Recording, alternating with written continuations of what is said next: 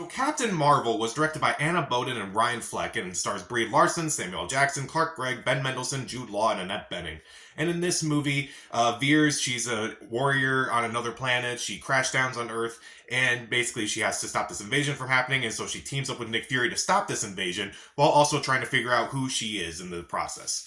So I remember this movie getting a lot of heat because a lot of people were just very angry, very upset because Brie Larson was in this movie. They were upset with her character. They were upset that this movie was even happening. And I kind of went in with middling expectations. The trailers looked okay, but I just remember thinking this is not going to be a great experience because I think a lot of people are going to come in and kind of be rude and such and kind of like make awful jokes about it during the movie. And I kind of just didn't want that to happen.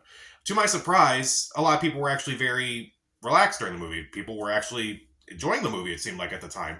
And honestly, when I first saw it back in 2019, I'm like, okay, this movie is not that bad. It's actually kind of enjoyable. I enjoyed it a lot more than what I expected. Honestly, over the years though, I think my enjoyment of the movie has definitely gone down a bit. It's definitely gone down, not a bit. It's gone down a lot. I won't say it's the worst movie that Marvel's ever made, but I won't say it's the best either.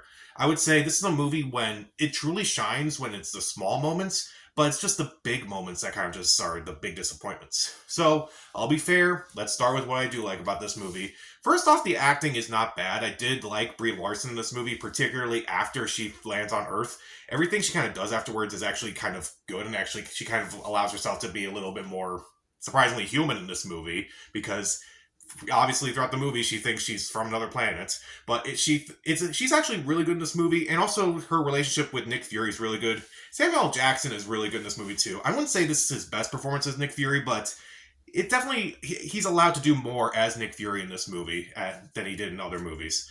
Ben Mendelsohn is also pretty good in this movie. Normally he's cast as these ridiculous villains, and I thought, okay, he's going to be the villain of this movie. When that twist happens, I actually didn't mind that so much, and I thought, okay, that was not necessarily a clever twist, but I'm like, okay, well that was fine, I guess. Kind of took me through a loop, I guess. And again, I think there are a lot of small moments in this movie that are actually really funny. Like the recurring joke involving Goose the cat is really funny. Like it's like, okay, what's so funny about this? And then that big reveal when it's actually a Flurkin, it's like, okay, that got a laugh out of me admittedly. Also, the scene where Veers, she crashes down that video store and she kind of picks up the right stuff. It's like, okay, that kind of makes sense when you see the rest of the movie. It definitely does make sense. And also the Stan Lee stuff. This was the first movie after Stan Lee's passing. And so the logo at the beginning is just a big tribute to Stan Lee. That moment actually got people to applaud. And I'm like, okay, I'm joining the applause. That was fantastic. And admittedly, his cameo in this movie is actually really well done. It's weird. Stan Lee has great cameos in otherwise mediocre movies. Like Amazing Spider-Man 1, his cameo is perfect. This movie, his cameo is great. How is this cameo better here than the one in Endgame? I don't understand that. But, oh well. Again, I do think there are small moments in this movie that I think shine more than some of the bigger moments in this movie. But also, admittedly, at times, it can be funny. There are times where I did admittedly laugh. Again, the big reveal about Goose. And also, like, in the end, when Jude Law is kind of like, he's going on his whole spiel about why he's the villain and such. And basically, he's like, just shoot me already, or whatever he said. I forgot exactly. But Brie Larson just automatically zaps him. It's like, okay, that was kind of funny. And also, I did like the way it looked. It kind of has like a 90s feel to it, and it kind of feels like that throughout the majority of the movie. Not just because it takes place in the 90s, but it kind of looks like it's being shot on like cameras from the 90s at the time. Like, I've looked back at like some of these other Marvel movies that were made, and they're kind of like in present day or close enough. And they definitely have there's a lot less grain in them. Like, compared to this movie, there's definitely a lot more graininess to it, surprisingly. Which, that may seem like a flaw, but like, honestly, because it's kind of a 90s-esque movie, it kind of works, so I'll let it slide. And again, I do think the twist of the Skrulls is kind of interesting. Like, throughout the first half of the movie, you think, okay, this is what the main villains are going to be. They're going to be the Skrulls who are coming to Earth. They're going to take control of these people, and people aren't going to notice that they're Skrulls, so you kind of have to find them. Admittedly, that's kind of interesting, but it's a unique twist because like kind of thinks, okay, we're going to take this whole thing and we're going to kind of twist it on its head a bit, and like they're not going to be the main villains, they're actually going to be victims in this whole movie. It's like, okay, that makes sense. And admittedly, some visuals are decent. Like the de-aging on Samuel L. Jackson and Clark Gregg is not too bad. I've seen it far worse. And I kind of like when we do get to see her world, like at the beginning of the movie, it does look visually interesting enough, but I kind of wish we saw more of it. And I know a lot of people hate that because Brie Larson's in this movie and we have a female superhero in this movie, it's going to be overtly feminist. Honestly, it it's feminist, but not like to the degree of something like Ghostbusters 2016 or Black Christmas 2019. It balances it perfectly.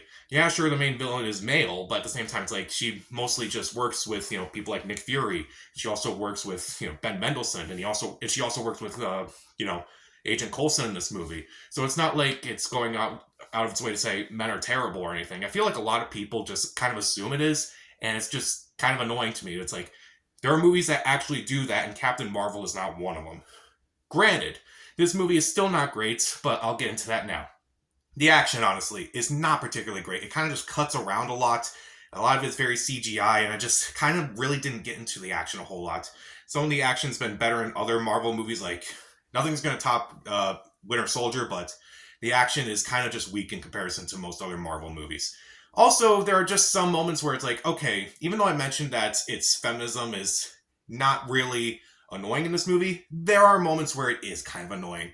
Like there's the I'm just a girl fight, which honestly, I get what they were trying to do. Like they were going to have 90s alternative rock in this movie, but they could have picked something else. And honestly, it kind of felt out of place, honestly. It was just annoying. Meanwhile, there's like this asshole who's just like saying, why don't you smile more? Like in our flashbacks, it's like, oh, you gotta smile more in this movie. It's like, okay, that's overtly obvious. We're getting to Black Christmas 2019 territory here. Even though this movie came out before Black Christmas, I'm just using that as a reference. Also, like, there's another bit where she's like, in her regular alien or warrior outfit, and she's like reading a newspaper, but a guy on a motorcycle's like, he says something misogynistic, and so in return, she steals his bike, and then she steals clothes to kind of like blend in and such. Admittedly, that would be funny if we got to see the guy's reaction to it. There's no reaction to it. I'm like, that's kind of weird in retrospect. Why would you not have that moment? I feel like there would at least be some reaction to it, but we never see this guy again. Oh well. And again, a lot of the big moments in this movie kind of just disappoint. Like in this movie, we find out how Nick Fury loses his eye. And it's like, oh, how did Nick Fury lose his eye? Well, Goose scratched him. Okay. Alright. I guess that just means that the last person that he loved was actually Goose the cat. Okay. And at the end, Nick Fury's writing that he will start the Avengers program because of her. But it doesn't really make sense because she doesn't really appear with the Avengers until Avengers Endgame. It doesn't really make a whole lot of sense, honestly.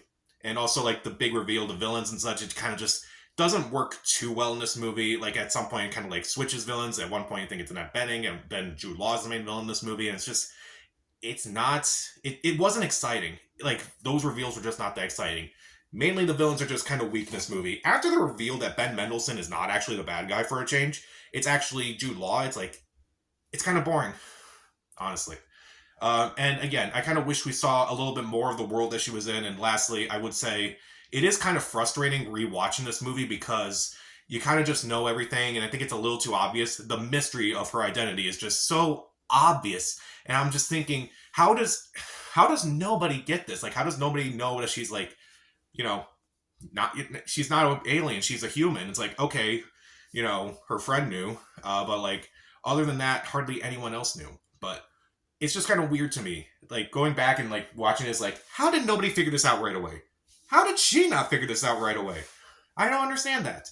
So, Captain Marvel, even though the acting is fine for the most part, and there are good moments, like there's some good funny moments, and there are small moments that work, and it does have a nice 90s feel to it, and has some interesting twists, and it is admittedly visually impressive. There are some things about this movie that I think are just lackluster.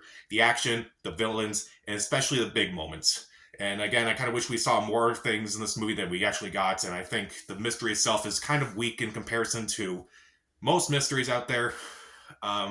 Captain Marvel, again, it's a movie where it truly shines when it's the smaller moments. It's just when the big moments happen, that's when it kind of just falls to earth. So I'll give Captain Marvel 2.5 out of 4 stars. Stream it.